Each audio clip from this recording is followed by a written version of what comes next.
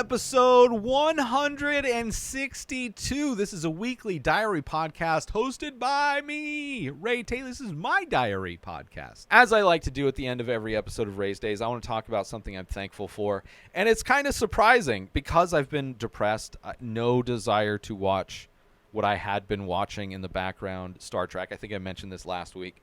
And last Sunday when I was producing everything, and I think also because I just watched Bupkis, which is Pete Davidson's new show. I'm a fan of Pete Davidson. Never seen him on SNL, which blows some people's minds that I only know him from his stand-up and movies that he's been in. But I am a fan of his, and I enjoyed Bupkis. I decided to start watching Saturday Night Live, and that is what I am thankful for this week. I am thankful for Saturday Night Live. I put it on as the background show as I was editing last week, and it's kind of been the show that I've put on because it's something I don't have to focus on. It's funny. I actually started watching episodes from the 90s because that was when I last watched Saturday Night Live. Growing up as a teenager, I would go over to my friend's house and we would stay up late to watch Saturday Night Live, and it's kind of a time machine to go. They're all on Peacock, obviously, which Bupkis is as well. So I started watching Saturday Night Live from the 90s, and takes me back. It's kind of like, obviously I would love to be back in the 90s. It's kind of one of the things, realistically may not want to be back in the 90s, but like there's that romantic ideal of the 90s, growing up in the 90s, being a teenager in the 90s, and just knowing how much easier life was back then. And how, even though in the 90s was, I was in middle school in the 90s, that was one of the heights of depression. One of the first times that I can remember where I had suicidal thoughts was in middle school. So that existed in the 90s, but that's not what I'm thinking about when I think about the 90s. I'm just thinking about the Chicago Bulls. I'm thinking about the movies that came out, the TV shows that were on, and staying up late at my friend's house to watch Saturday Night Live. And that's what watching this show has brought me back to. And I watched a bunch of them in the 90s. The bummer is none of the musical acts are on because, of course, they would have to renegotiate contracts with all the musicians. So that is a major bummer in watching these, because I was also looking forward to watching some of the performances of bands, the music of the 90s. Love that. So that's not in there, but watched a bunch of that. And last night before last, I started watching. I was like, well, the whole reason I'm doing this is because Pete Davidson. So it's like, I looked up, when did Pete Davidson start? Is I think November of 2014. And apparently he's the longest running cast member on the show, which is crazy. So I went to November of 2014 and started watching. And I never watched then. 2014, are you crazy? I literally, probably the last time I watched Saturday Night Live was probably like 1998. Actually, no, I remember when I was working at Blockbuster, I went over to my same friend, to like have beers after work. So I was 21, so probably 2000, around there. 2000, no, I guess that would be 2002 is probably when I stopped watching.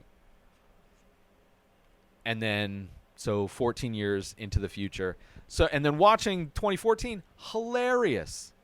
I was so surprised, so much funnier. I mean, even though the iconic people that were in the 90s, and like seeing the politics that they talked about in the 90s is crazy, that like nothing has changed politically really in this country. But the cast of the 90s was, you had Wayne's World first off. So you had Michael Myers, Adam Sandler, Dana Carvey, Phil Hartman, Kevin Nealon, Chris Rock, Rob Schneider, Tim Meadows, David Spade, Chris Farley, Al Franken, like epic comedic actors. And then I go to 2014 and it's funnier. I think the performers are better, but I don't know any of the performers. I think Michael Shea, one of the news updates guys, I saw one of his stand-up specials. I like that. Obviously, I've seen, God, what's her name? The one that does the voices. There's a couple that I've seen in movies. But, like, I'm actually, and then seeing Pete Davis, who looks young. The dude's young in this, in 2014. It's like, Jesus.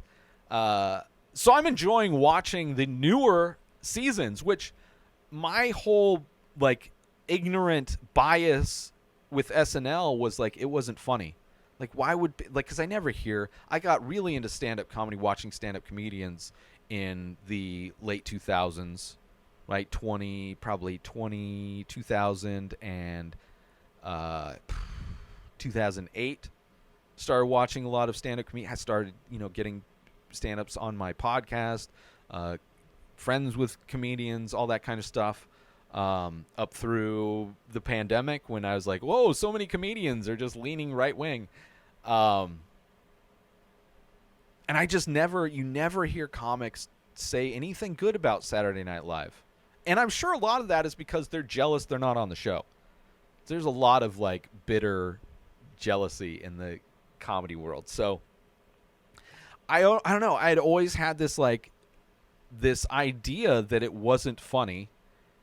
And I never watched any recent stuff. And now going into these recent things, like, there's still stuff that's not that great. It is live, so people mess up.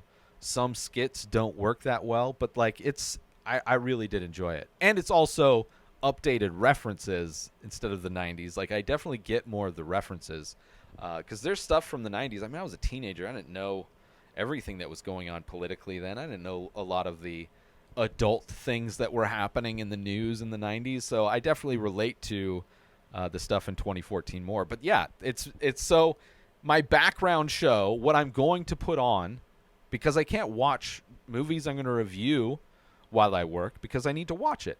I can't do that. So I have background shows. So my new background show that I'm thankful for, because it provides me with a lighter show, comedy, as opposed to Star Trek, is Saturday Night Live. So I'm thankful for Saturday Night Live. I'm also thankful for the opportunity to connect with all of you through this podcast and for the chance to share my journey with you. Please join the conversation by leaving a comment or rating on your favorite podcast platform or over on youtube.com/inspireddisorder if you are watching these episodes. Thank you for tuning in. I'll see you next week, next Saturday specifically, for another episode of Rayz Dayz. New episodes of The Ray Taylor Show come out every single day. Subscribe on YouTube and everywhere our podcasts are found. Binge the full week over at inspireddisorder.com/plus. Buy Ray Taylor Show merch over at inspireddisorder.com. Have a wonderful day, everybody. Peace out! Today is the day where you wake up and you realize that everything that you've been dreaming about, everything that you've been wanting, every goal and wish and hope that you've ever had can become real. Dreams can come true.